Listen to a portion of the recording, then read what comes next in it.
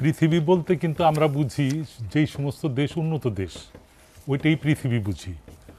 আমরা গরিব দেশগুলিকে কিন্তু পৃথিবী বুঝি না, আর ওইগুলি নিয়ে আমরা এত চর্চাও করি না। কে হলো, আমরা তাকাই আমেরিকার দিকে, ইউরোপের দিকে, জাপানের দিকে, মানে সচ্ছল যে সমস্ত দেশ। তো সচ্ছল দেশ তো কখনো বাজেট নিয়ে এত কথা বলবে না, যার জন্য আমাদের এই বাজেটটার কথা বলতে হয়। আপনি দেখেন রাস্তাতে বের হন, দেখেন রিক্সা, কত রিক্সাওয়ালা বের হচ্ছে, তারা কি বাজেটের কি বুঝে? আমাদের সরকারি যারা আমলা আছে তাদেরকে সুযোগ সুবিধা বাড়া দিচ্ছি। আপনি দেখেন যে যে 1,00,000 কোটি টাকা বা যে 100 কোটি টাকাই নিচ্ছে, লোন নিচ্ছে, সেই 100 কোটি টাকা যদি 100 জন প্রান্তিক লেভেলে দেন, তাহলে ওই 1 কোটি টাকা নিয়ে ওই যে সে মেরেও যেতে পারবে না। 1 কোটি টাকা নিয়ে তো আর বিদেশে পালাই যেতে পারবে না।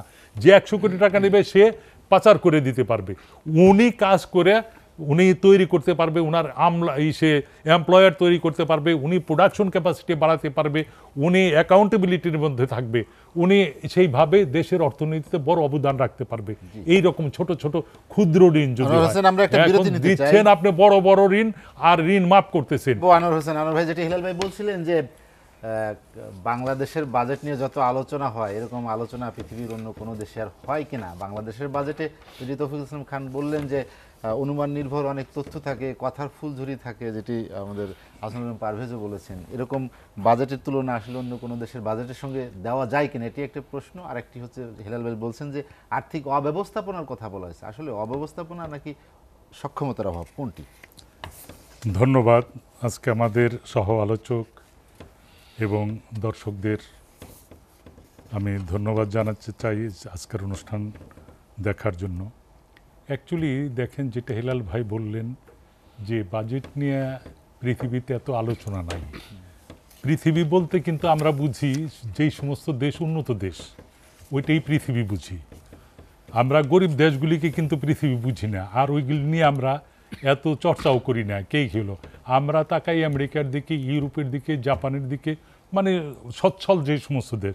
তো সচ্ছল দেশ তো কখনো বাজেট নিয়ে এত কথা বলবে না, তাদের সিস্টেমটাই সচ্ছল, তাদের সিস্টেমটাই হলো অ্যাকাউন্টেবিলিটি আছে। আর আমাদের এইখানে যেই রকম অবস্থা হচ্ছে, হেলাল ভাই কিন্তু পরে বলে গেলেন যে অব্যবস্থাপনা।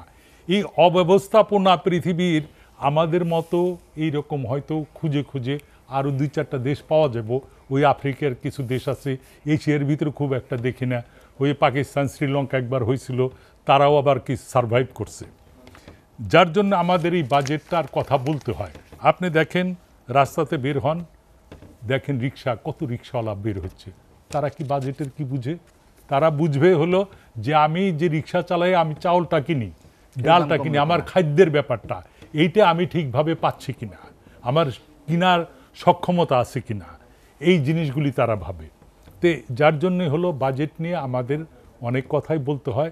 তার মধ্যে হলো যে পলিটিক্যালি কিছু কথাবার্তা এমন হয় যে তুচ্ছ তাচ্ছিল্য ব্যাপার, যেমন সিপিডির কথা বলা হয়, অন্যান্যরা তারা তো আলটিমেটলি তারা একটা গবেষণা করে কথা বলেন, তার কাউন্টার দিতে হলে ওই রকম একটা ব্যবস্থা নিয়েই কথা বলতে হবে যে আমি তোমার কথাগুলি মানলাম না, এই দেখো আমার ফর্মুলা, এইভাবে আমি চলতেছি। তো এখন কথার কথায় রাজনীতির মাঠ আমাদের দেশ আর ইকোনমিক্স তো এক জিনিস না, এটা পার্থক্য আছে। তো আমি এই প্রসঙ্গে আমার যে সেক্টর আছে সেই সেক্টর 2-একটা কথা আমি বলবো। দেখেন, বাংলাদেশের আরএমজির কথা বলা হয়, আরএমজি হলো একমাত্র এক্সপোর্টেবল আইটেম, যেটা 84%। আর বারে বারে বলা হয় বিভিন্নভাবে যে আমরা সেকেন্ড একটা অপশন বা এটা করতে পারি কিনা, আর একটা মানে খাত আমরা তৈরি করতে পারি কিনা। কিন্তু আমরা এক্সপোর্ট ফরেন কারেন্সি আর করার মতো সেই রকম কোনো বাজেটে কিচ্ছু নাই। আমি আমাদের জুয়েলারির ব্যাপারটা বলি, ডায়মন্ডের ব্যাপারটা বলি। আমি ডায়মন্ড কাটিং ইন্ডাস্ট্রি করি বহু আগে। এইগুলি রাফ ডায়মন্ডটা যেটা, সেটা হলো কাচের টুকরা আছে, ভাঙা ছোট ছোট কাচের টুকরা, এই রকম কোনো এক্সপার্ট ছাড়া, ভালো কোনো কেউ ছাড়া এইটা কাটিংও করতে পারবেন না, আর সেই রকম ইনস্ট্রুমেন্ট ছাড়া হবেও না। এইটা নিয়ে যে ঝুড়িতে বসে আপনি গুলিস্তানের সবচেয়ে জনবহুল ঢাকার সেইখানেও যদি বসেন যে আমার কাছে ডায়মন্ড আছে, কেউ এটাকে কিনবে না। ডায়মন্ড এমন জিনিস, আমরা সেটার উপর বললাম যে রাফ ডায়মন্ডটা নেই, যেটা আনকাট ডায়মন্ড এনে এই দেশে আমরা জুয়েলারি তৈরি করব, কার্ডিং করব, এই জায়গায় এমপ্লয়ার তৈরি হবে, এক্সপোর্ট করব। এই রকমভাবে আমরা একসময় এক্সপোর্ট করতাম, কিন্তু এই ডিউটি হলো 80%, 79% ডিউটি। তো রাফ ডায়মন্ড যেখানে ইন্ডিয়াতে আছে 5%, আর সেইখানে আমাদের হলো 79%। তো এইগুলি যে বৈষম্য, আপনি খাত কীভাবে তৈরি করবেন? গোল্ডের উপরে দেখা যায় যে আমাদের ভ্যাট হলো 5%, জুয়েলারির উপরে ইন্ডিয়াতে হলো 3%। আমাদের এখান থেকে চলে যাচ্ছে ইন্ডিয়াতে, যে 3% ভ্যাট দিয়ে এখন ভ্যালুয়েবল, তারা ইন্ডিয়াতে ট্রিটমেন্টের জন্য যাচ্ছে, শপিংয়ের জন্য যাচ্ছে, ঘুরতে যাচ্ছে, তারা আসার সময় ওই 3% ডিউটি দিয়ে নিয়ে আসে। এখন আপনাকে তো বাজেট নিয়ে যখন কথা বলবেন, আমরা এতবার বলছি, বিভিন্নভাবে এক্সপ্লেন করছি, তাদেরকে বোঝানোর চেষ্টা করছি, এইরকম তো খাত দুই একটা তৈরি করতে হবে, কিন্তু তৈরি তো আপনি করেন না। শুধু আপনি বলতেছেন, কি করতেছেন, যারা মানে অপ্রদর্শিত যেই অর্থ আছে সেইগুলিকে আপনি সাদা করে ফেলবেন, যেটাকে বলে কালো টাকা, সেটা 15% দিলেই সাদা হয়ে যাবে। আর যারা খেটে খেটে মরতেছে, যারা কাজ করতেছে, তাদের দিচ্ছেন 30%।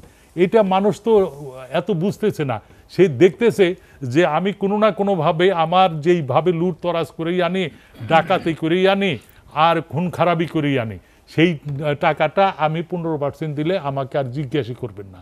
এই পদ্ধতিটাই তো এরকম। তাহলে ব্যবসায়ীদের জন্য কি রাখলেন? হেলাল ভাই দোকান মালিক সমিতির প্রেসিডেন্ট, সারা বাংলাদেশে যত সেল সেন্টার আছে সেইগুলির, এখন বলেন তো যে হেলাল ভাই বলো বুকে হাত দিয়ে যে কোন সেল সেন্টারটা তারা ঠিকভাবে বিজনেস করতে পারতেছে, কোন প্রোডাক্টটা নিয়ে বিজনেস করতে পারতেছে? সবাই হাহাকার, সব জায়গাতে হাহাকার। তো আমরা এই সমস্ত কথা বুলচুল সবই শুনতেছি। আমাদের এইখানে দেখা যাচ্ছে যে ঋণ, ব্যাংকে থেকে ঋণ নিয়ে প্রায় 2 লক্ষ কোটি টাকার মতো ঋণের বোঝা আমাদের উপরে চেপে আছে। তারপরে বিদেশি ঋণ আছে, সেইগুলি শোধ করতে হচ্ছে। কিন্তু আমাদের দুর্নীতি তো আমাদের কমাইতে পারি নাই। আমাদের সরকারি যারা আমলা আছে তাদেরকে সুযোগ সুবিধা বাড়া দিচ্ছি। আপনি দেখেন যে 1 লক্ষ কোটি টাকা বা যে 100 কোটি টাকাই নিচ্ছে, লোন নিচ্ছে, সেই 100 কোটি টাকা যদি 100 জন প্রান্তিক লেভেলে দেন, তাহলে ওই 1 কোটি টাকা নিয়ে ওই যে সে মেরেও যেতে পারবে না। 1 কোটি টাকা নিয়ে তো আর বিদেশে পালাই যেতে পারবে না। যে 100 কোটি টাকা নেবে সে পাচার করে দিতে পারবে। উনি কাজ করে উনি তৈরি করতে পারবে, উনার সে এমপ্লয়ার তৈরি করতে পারবে, উনি প্রোডাকশন ক্যাপাসিটি বাড়াতে পারবে, উনি অ্যাকাউন্টেবিলিটির মধ্যে থাকবে, উনি সেইভাবে দেশের অর্থনীতিতে বড় অবদান রাখতে পারবে। এই রকম ছোট ছোট ক্ষুদ্র ঋণ যদি দিচ্ছেন আপনি, বড় বড় ঋণ, আর ঋণ মাফ করতেছেন।